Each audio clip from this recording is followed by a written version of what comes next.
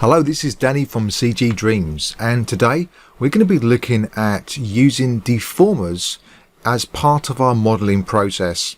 And to demonstrate this, what I'm going to be doing is I'm going to be creating an eye, an outer shell of an eye, the actual geometry part of the face, then the eyeball itself, and then I'm going to be using some deformers to basically make these all interact together to create a very small tolerance between each of them. One of the problems that I've found in the past when modeling is that there are certain models or organic shapes that really must interact with each other absolutely precise. In other words, the eyeball must have a very tight tolerance between where it interacts with the eyelid, so that there's no gap between the two. And I found the best way to get this is to literally use a deformer to judge that for us. So that's just head right in there and start to do this. So the first thing I'm going to do is I'm just going to create an eyeball, and I'm going to create this to real world scale so that you can use this as an eyeball for the future of a real world scale model. So let's just go ahead and first of all create a sphere primitive object. Now the radius of an object is always measured from the center to the outside. So in other words, it's measured from here to the outside. The radius is not including both sides from the overall width. So what we have to do is we have to basically half that. So here it is. The average eyeball size is 24 millimeters, which is equal to 2.4 centimeters. If we were to type in 2.4 centimeters in here, then the overall width would be 4.8, which is what we don't want.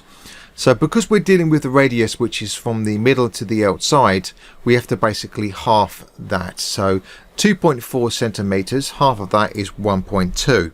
So 1.2 centimeters radius will equal us a 2.4 centimeter in overall width, height and depth, which is equal to 24 millimeters. So that is how we get the exact size of the eyeball. Now press the O key, it will zoom straight up onto this. First of all, I'm going to go straight up to the display tab, and I'm going to change this to this type of shading so it shows lines. And then you'll notice that the eye is actually facing its pole directly up. What we want to happen is we want to have the pole facing directly forward. Now as it so happens, the segments is absolutely perfect for our usage. So what we will do is we will just make this editable object. So we can hit the C key, or we can press this top left button. The next thing is we want to rotate, so I'm going to press the R key. And as I start to rotate, I'm going to use the shift key to help quantize, as it's called, to lock it into increment radius points until we reach 90 degrees. This now means that the pole of the eye, this one single vertex in the middle here, is facing forwards. And then if we just select this object, what you should have is you should have this.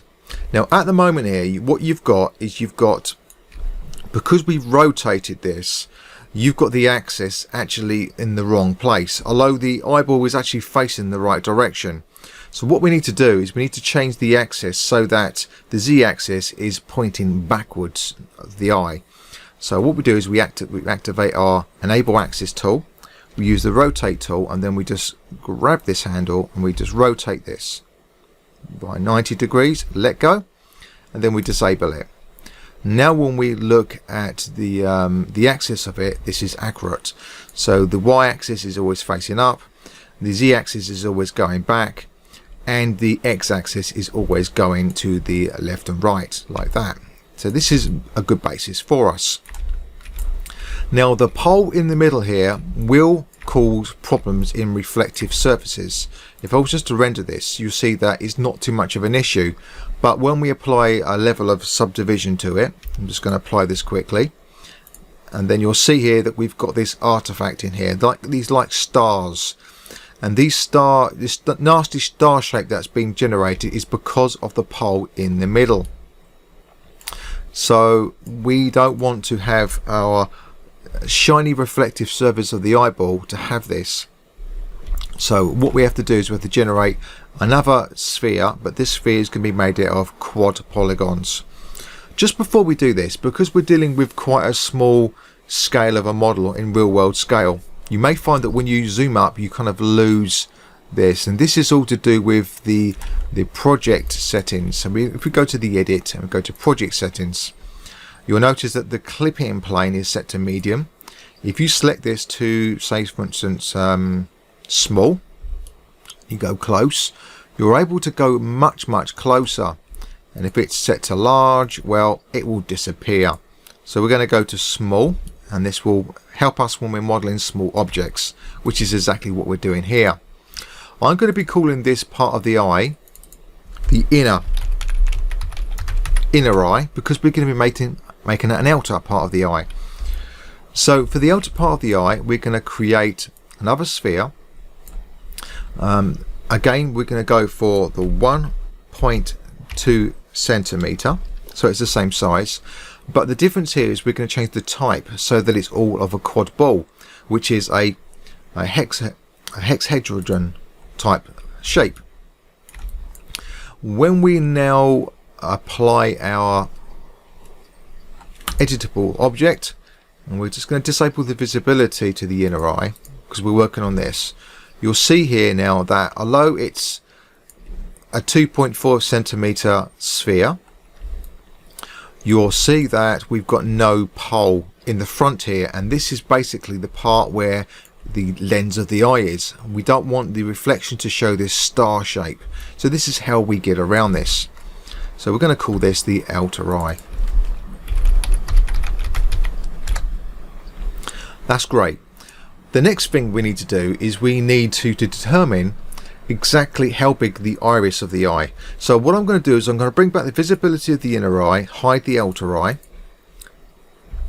and in the beginning of the tutorial, when I was making this part of the eye, I said this has got the perfect amount of segments to it.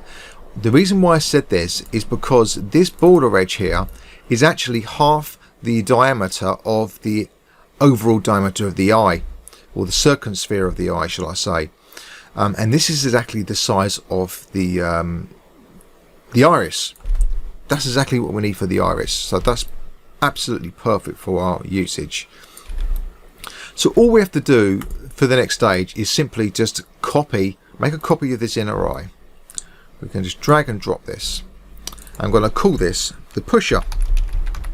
You can call this what you want. I'm going to call this the pusher, and I'm going to halve this size. So I'm going to do the right slash and select 2, and it will basically divide it by 2.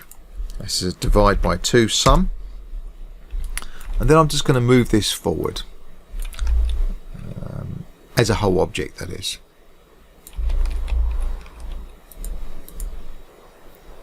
And something I didn't do quite right there. No, it's because I scaled a component rather than the whole object. So we'll just do that again, divided by 2 on all axes. That's it.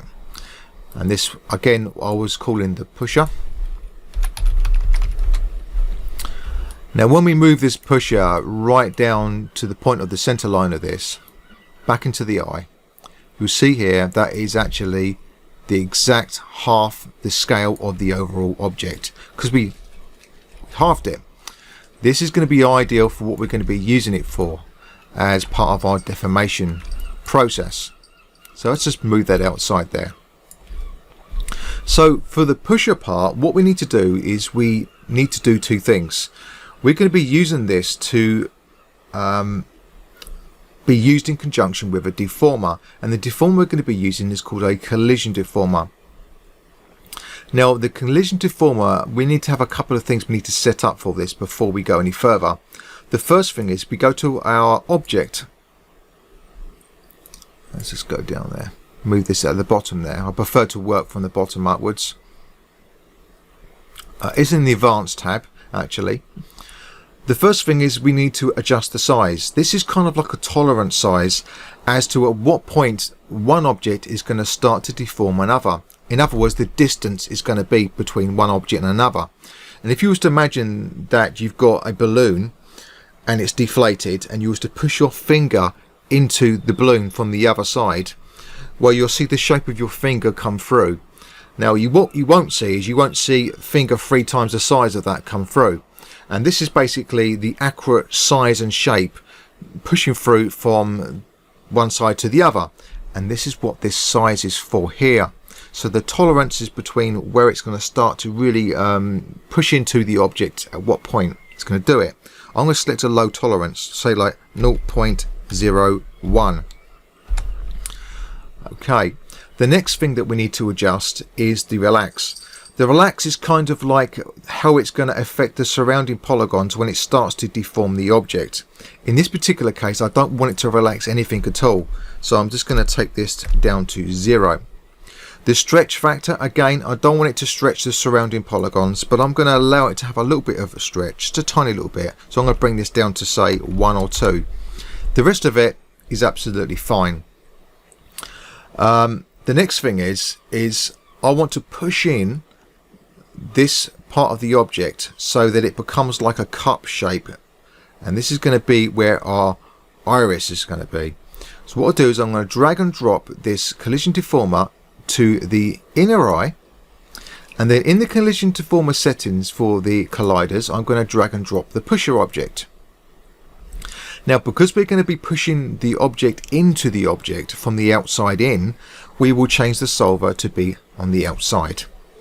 All we now do is we now just push this, and you'll see here that when it comes into contact with this object, because of the tolerance that we set, it's going to start to move this object very, very close. As you can see here, there's a tiny little gap there. If you want that gap to be even smaller, all you have to do is you can go to the collisions, go to your advanced tab, and bring this down to even a smaller tolerance. So that's, say for instance, 0.005. This means that now when we use this pusher object, that it's going to start to the point where it's basically touching it. If you go close enough, you'll still see this slight gap there. So we're going to push this in to the point where it's concaved this part of the eye. Brilliant. That's ideal for me. If we were to have the collision settings that we looked at, the advanced, to have the relax on and to have the stretch on, it will start to interfere with the other surrounding polygons, and that's not what we want. What I now want to do is I want to just copy this collision deformer, because we're going to be using this again. So hold down the control key, drag it outside, and we just leave that there. We're now going to select both the inner eye and the collision object, right click, and then we're going to basically make this as a permanent deformation. So connect objects and delete. That's done now. It's a permanent deformation. I'm just going to rename this, take the 1 off, and there we go. Now for the next one, we're going to just disable the visibility of the inner eye and then enable the visibility for the outer eye. The difference with this is we're going to be pushing from the inside out using the same shaped object. So we're going to just push this inside the eye. We're going to go to our collision deformer, and we're going to change the collision deformer colliders instead of from the outside to the inside. And then what we do is we drag and drop this on the outer eye. Brilliant. Okay, and then we get our pusher object, and we start to push from the inside out. Now it may be hard to see exactly what's going on because it appears that it's not colliding correctly, but it actually is. It's just because we're working with a low polygon object. So what you can do in this particular instance is just disable the visibility of the pusher object. We can still move it out and we can still see the deformation. Now I'm going to push this forward enough that we've got this slight bulge that you're going to see in the eye, the outer shell of the eye. And primarily, because of the settings that we set up for the collision, is going to be primarily just allowing it to deform the direct area in which it's got contact with, which is exactly what we want to happen. So that's great. I've got enough bulge there, I think. If you want to be even more accurate, you can get some reference images, and you can even look up the anatomy of the eye to see just how much the bulge comes out. But for me, that's absolutely fine. I'm going to do exactly the same thing in this particular case. I'm going to go to the outer eye, go to the collision deformer, right click, and then select connect object and delete. Again, this is applied a permanent deformation. Now what we've got is we've got the inner eye and the outer eye, and we've got this exactly to the shape that we want it for both. We can then go ahead and even do some more editing in this particular case if you wanted the tolerance to be even tighter between the inner and outer shell. As it so happens, they're actually pretty synced up, but I'm just going to show you something. I'm just going to grab both the inner and the outer eye and then group them into a no object, Alt and G, and then I'm going to be applying a subdivisional service tag, which is the Alt and then just pressing this little tiny subdivisional service button, and then it puts it in there. What you can see here is if you just rotate here, that it's pretty much bang on. What I'm saying here is as you move in and out of the viewport, you can see here that you kind of got the cross wires frames between the two objects showing through. And if you go closer, you can see it disappears. This is normally an indication that they're pretty much bang on, exactly the same scale as each other. Now, in some instances, because they're basically occupying exactly the same space in the 3D space, you can get some clipping artifacts going on in renders, in which case you may want to have one object just slightly smaller than the other. In other words, the inner shell slightly smaller than the outer shell.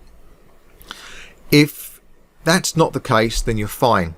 If you wanted to get the tolerance to be even better than that, in other words, there may be areas such as here, you can just see here where we've got these 3 polygons here, and this is basically how it's worked out the logarithm to keep it a quad ball. And we've got these poles, one here and one there, one there and one there. They're not going to cause us any problems with rendering, but it may change the slight shape of a perfect sphere. I say may, we're talking about a very, very small amount, if anything. As it so happens, I think that it's absolutely fine. But what I'm going to show you next is a way for you to really make sure that your tolerance between the two shells are absolutely perfect. What I'm going to do is I'm just going to duplicate this object. I'm just going to delete this pusher object. Don't need it no more. Hold down the control, drag and drop, and I'm going to disable the visibility of this. So essentially we're going to be just doing something to this version instead. Here's what I'm going to do. I'm going to match the tolerance absolutely bang on between the inner and outer shell. I'm just going to drag this outside our subdivisional object. We've got these 2 separate shells. What we can use is a Shrinkwrap deformer, and what it will do is it will literally do that. It will shrink wrap one object to the other. Now, before I go any further than this, the likelihood is that you're going to be applying a subdivisional service to this at render time. Or you may go to the step where you want to just permanently have it subdivided higher than this, so that you don't even have to apply any smoothing. If that's the case, then I would do this before going to the shrink wrap deformer, because you're going to get a better shrink wrap deformation going on if you're working with higher polygons. It's got more polygons to basically shrink wrap onto the other object. So what I'm going to do to demonstrate this is I'm going to be just applying a subdivisional service to both of these. For this one here, I'm just going to add the subdivisional service, and I'm going to basically take the render subdivisional service to 1 and then make this editable. It applies it permanently that way. I'm going to do exactly the same thing to this. I'm going to take this down to 1 and apply this. It's basically give us another subdivisional level up. And just as I suspected, as you can see here, if you just move out, you can see here that these poles are not quite coming in contact with the inner shell. And to be quite honest with you, it probably might not be an issue. But if you wanted to be a perfectionist, which is what I'm being right now, this is what you can do.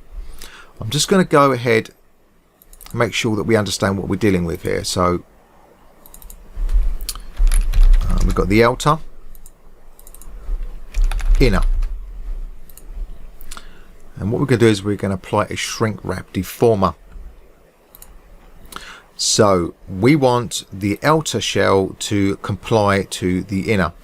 So we apply a Shrinkwrap deformer to the outer shell. Okay.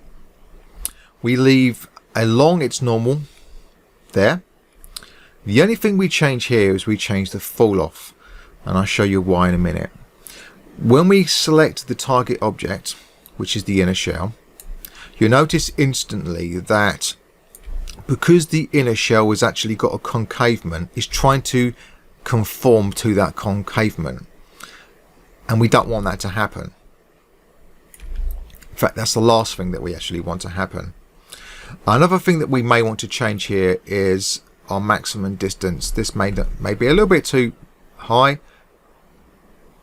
You can see when it starts to work, that's absolutely fine. So let's get this shrink wrapping to work, shall we? The fall off is set to infinite at the moment. What I want to do is select this to be something similar to the shape we've already got. So I'm going to go for a sphere, and let's just bring this scale down.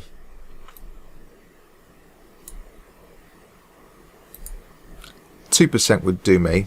We can bring it down to 1. We can even go in there and just manually scale this up until it starts to show through. And I'm scaling it up so it shows through. It's got a bit of a tolerance there to the outside shell. When I say tolerance, I mean the distance between the inner and the fall off. It's a little tiny bit there. Okay, we don't want any part of the eyeball to come out of this other than the front of the eye. You can see here the back is absolutely fine. That's perfect. So what we do is we will use this by moving it back, and then what will happen is the shrink wrap will not be applied to a certain part of our object, which is absolutely perfect. Now at the moment the fall off is set to 50%. I'm going to take this down to 0, and you'll clearly better see where the issues are happening. So that's, you can see that.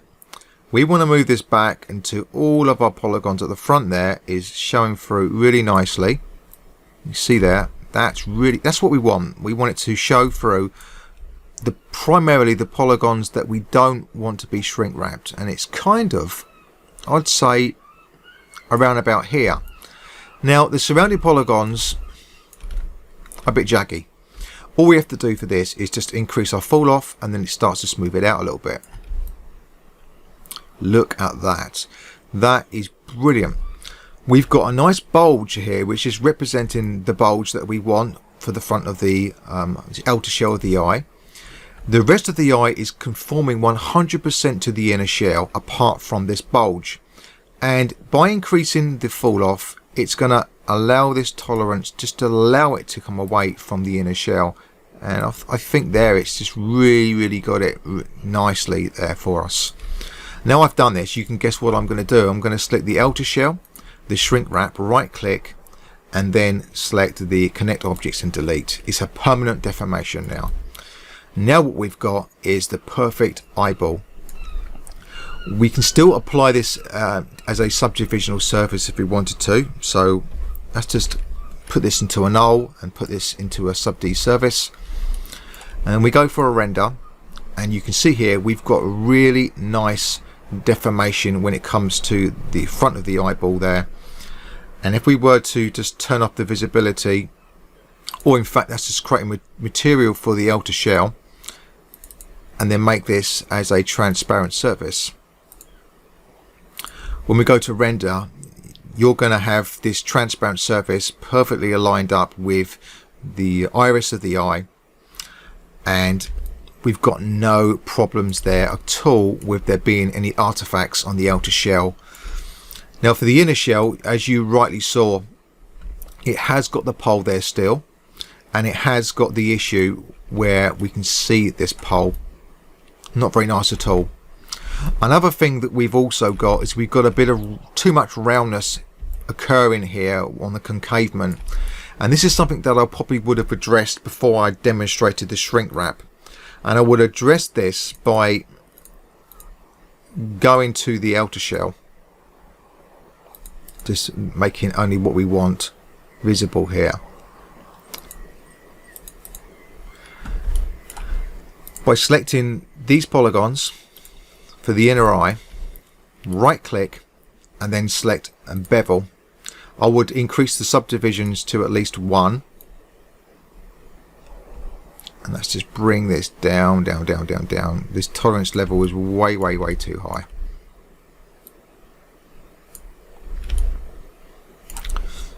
Sure what it just did there. Had a bit of a funny moment there, as you can see. Let's just undo that. You want that subdivision to be very low, and that's it. And we're going to increase this slightly so that we just got a bit of roundness there, but it's going to retain its shape there. If we were to increase the subdivisional surfaces, it would hold it there even better. Eventually, when we apply one level of sub D permanently, it's going to hold and retain this shape much better. But because we didn't do this, we're left with this shape here. It's very round, and it's not quite as defined as I would like it. It doesn't mean that we can't rectify it somewhat, but it's something that we should really have taken care of in the first instance, really. So to do this, what I'm going to do is I'm just going to apply the bevel still to this area. Not quite the same, but has a similar effect. It just left it a little bit more rounder on the concavement than I would have liked. Now, as far as this pole in the middle here, again, this is something that I would have done before I applied a permanent subdivision to it. But as far as this pole is concerned, we can eliminate this quite easy. We're gonna not subdivide, but to extrude in slightly just the once, and then go right back. Again, this is something that we should definitely have done before we went ahead and applied the shrink wrap. I only showed you the shrink wrap just quickly to show you what you can do to increase the tolerances between the two. I'm going to go back to this model because primarily this model is the model where everything's looking the way it should. The shrink wrap will be done after this. So the pupil, go back once, and it creates a tighter edge just slightly, and then I'm going to go back again. Go back as far as you want without going through the back of the eye. You could even delete that. If you wanted to, you could delete that, so it would never show its ugliness of that. But it doesn't really matter because the inner part of the eye should never have any reflectant put on it whatsoever, so it shouldn't be a problem anyway. Okay, lovely looking eye there. Outer shell has got its bulge. We can then go ahead at this stage to apply the shrink wrapping as I did before. So just for reputation purposes, I will just quickly go ahead and do that. I won't explain me doing it this time because I've already done it once before, but I will go in there and I will just apply one level of subdivision. That's how I should have done it the first time. And we did exactly the same to the outer shell.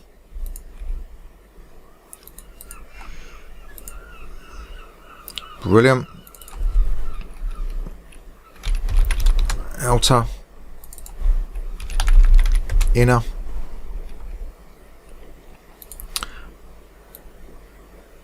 We create a shrink wrap, apply it to the outer so that it shrink wraps to the inner, just to decrease the tolerance. In fact, we just leave that. This scale tolerance is absolutely fine for the moment. I think it was fine to even to that level or something like that. The only thing we needed to do is just change actually that was to a sphere.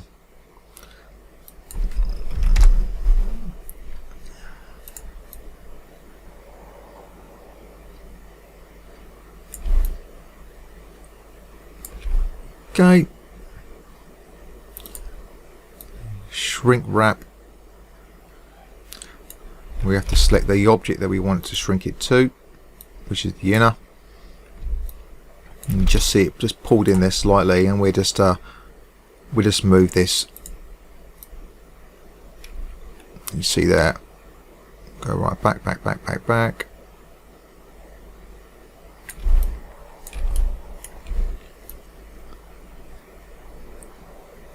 And the only thing that we need to change here is for the fall off. We'll take it down to 0.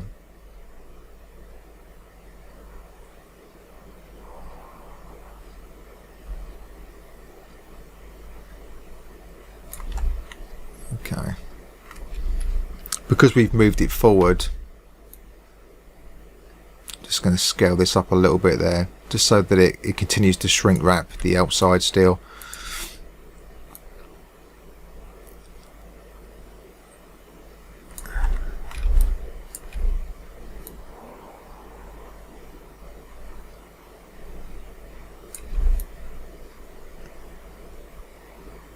You can see the eye on the inside here, so we can really get it accurate. I kind of quite like it.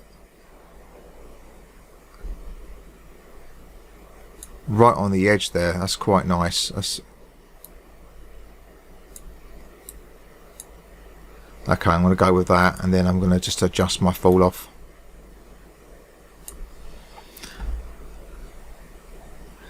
Disable the visibility of the inner eye just to see how it looks.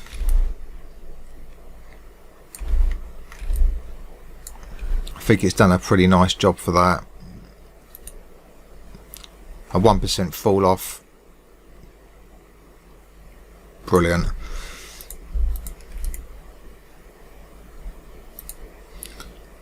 There we go. We've got the perfect eye. We're going to apply this to the outer shell, bring back the visibility of the inner shell. Look at that. You see these slight artifacts in here? This is because it's shrink wrapped it so perfectly, bang on, that it's actually kind of clipping in between it. So you may want to just adjust the tolerance a little bit so that it just comes out of the area. And of course you can, at any time, you can easily go and shrink the inner or the outer. Being that the outer is set to the right scale in the first place, 2.4 centimeters, we can choose to just increase the size. It's just under there, you can see here, 2.359, so we can increase this back to the 2.4 if we wanted to, or just a little bit closer. So that's, say, we'll increase that to 2.36.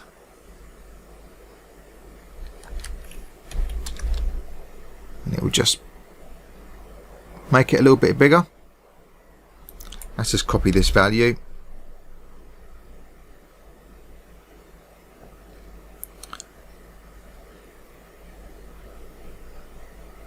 Got to be careful when you're doing this. I'll tell you what I'm going to do. I'm just going to, excuse the pun, eyeball it.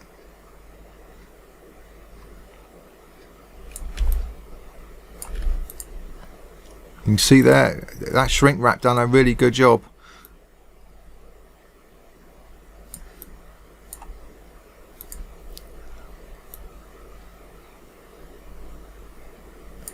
And of course the whole point of what I showed you here is just to show you here just how accurate you can be if you really wanted to be. There we go.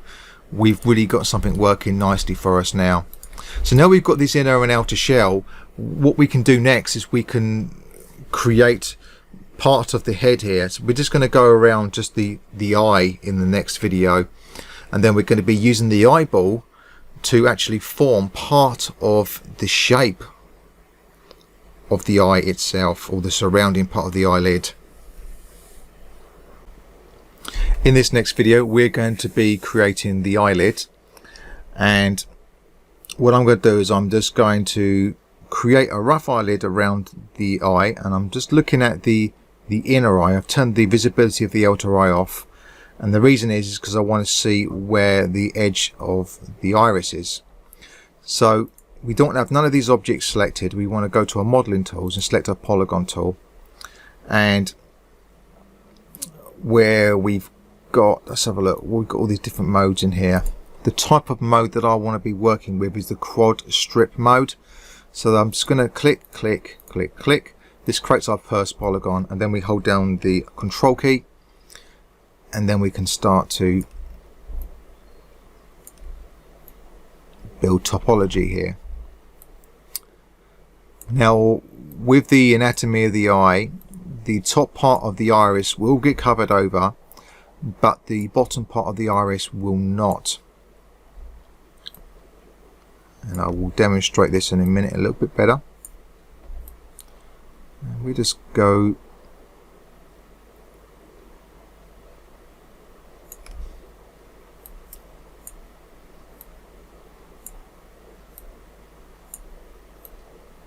that will do for us.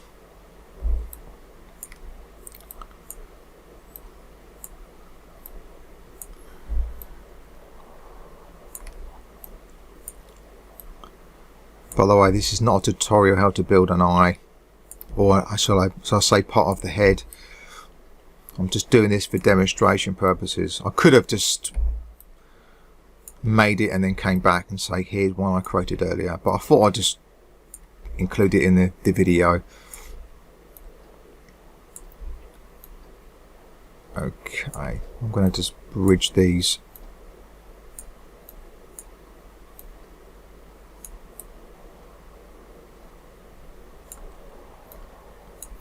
That should do quite nicely for us, and let's just get this shape a little bit better than it is.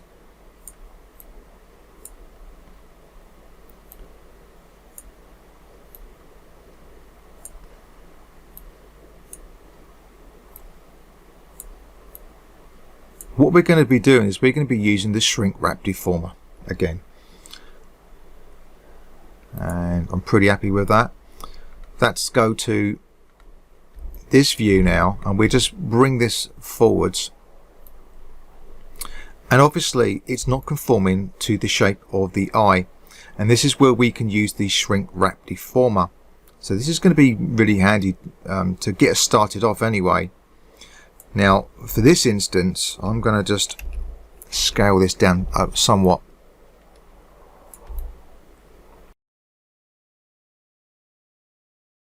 So we'll definitely work in, let's try and intersect and see what happens with that. Ah, there we go. So it looks like the intersection is the one that we want. It seems to be just pushing those polygons to conform. I quite like what it's doing with that. That's quite nice for the general shape. If I continue to push this, let's see what this does. It starts to manipulate all of the other polygons, and that, look at that, that's done a really nice job for us for this. What we could do is we could increase our radius, which is here is it's called the size, just to change that tolerance level a little bit.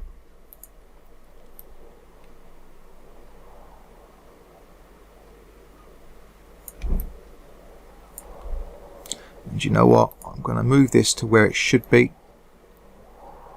It should be more like here.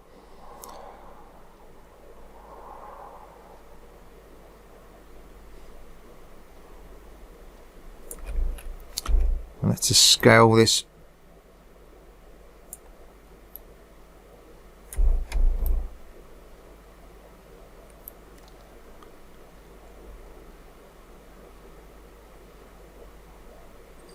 Okay, I'm going to go with that for the sake of the video time that's cracking on. I feel that we've got some decent deformation there. We can still go in and do some tweaking, which we definitely would if we were modeling. I'm going to apply this collision exactly the same way we did in the previous video. And what I'm going to do is I'm just going to go in there and select this corner,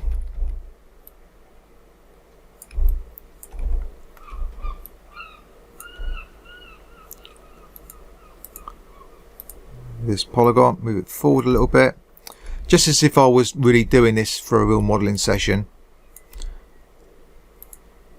And let's just tweak that a little bit better there. That's more like it.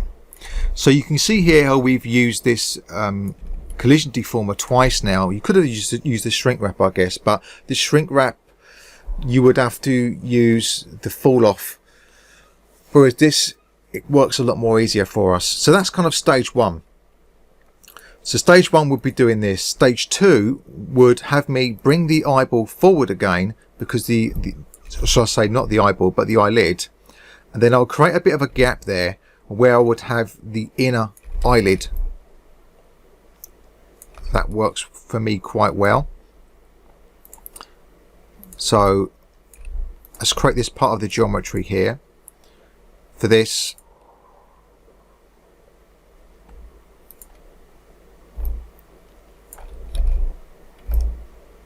I would bridge over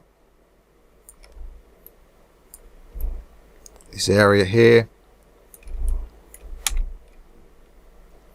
loop select, and then extrude back. I'm going to extrude back until it disappears into the eyeball, and then you can guess what I'm going to do next. To make sure that it's conforming exactly the way we want it, I'm going to be applying another collision deformer, and that's just bring this slightly forwards. It's conforming to the shape overall quite nice.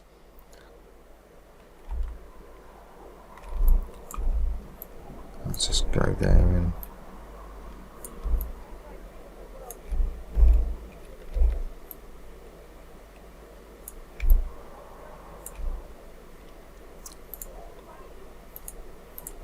okay, let's just pull that back. Just make it look as though it really is conforming more to how the model would look, a little bit more. We're going to go for that whole process right now, but okay, we're kind of on track here a little bit more now.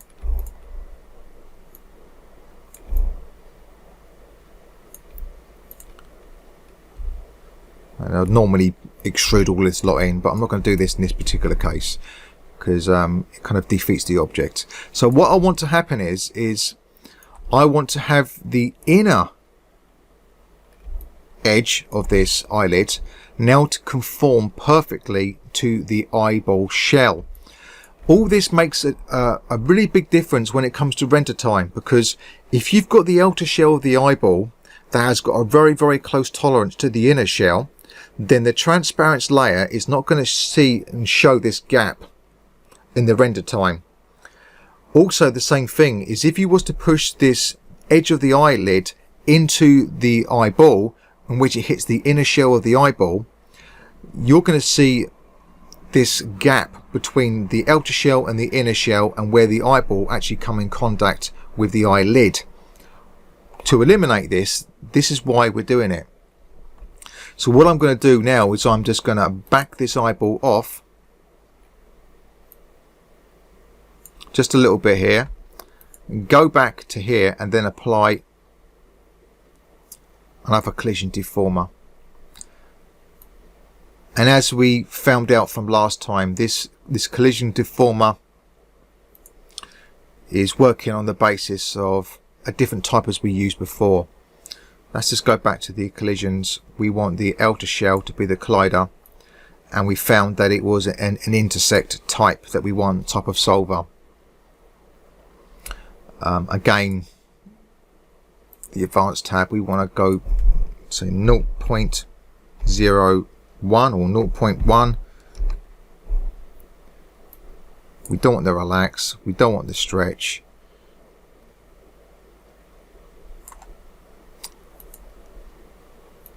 just back this off and then start to move this into there. You can see here that the tolerance level is nowhere near. You can see it's starting to react very, very early on. So we really do need to tighten this up in our advanced tab. So 0.001. You should better move closer before it starts to deform. There we go.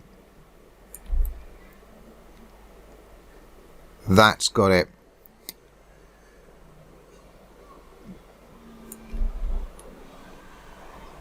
Beautiful. If we just move away there, we can see here that's really, really got it perfect for us. Obviously we're working on a very low polygon eye here, so this interactivity that you're seeing is really working on the basis of the points that it's kind of coming into contact with, the vertices. But regardless of this, whenever you do modeling manually, you're still going to have to try to get it as close as possible. This way you don't have to guess. It's doing all of the points all at once rather than individually having to go and then model them. And this is really the whole point of this video tutorial, to show you how you can use very, very small tolerances of making one object interact with another for modeling purposes. I think it's demonstrated this quite well. We will go to this. I want to apply this now as a permanent thing. We've got no gaps. You see, because of this, we've got no gaps between the eyeball shell and the eyeball, and between the eyeball shell and the eyelid.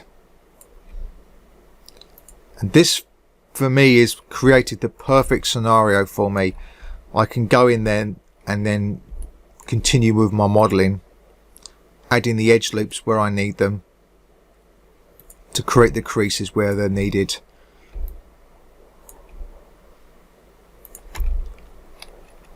UL to loop, and let's just pull this forward slightly, and I want to add another loop on the inside here. Just creates a tighter edge. There we go. A little bit too tight, but you get the idea.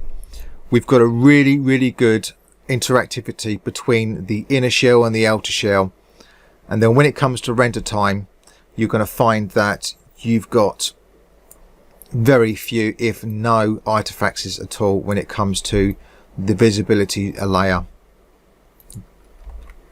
Let's just have a quick look there. There we go, and that's really just confirmed what I was talking about here, that we haven't got this problem with it intersecting into the inner shell to the outer shell, because if it was the case, you'll soon see it poke through the other side. And in certain cases you may, work with higher polygon models anyway. This is possibly the level which I would be working at. So if that was the case, then when you apply the collision deformer, it's going to be even more accurate. It's working with more edges to interact with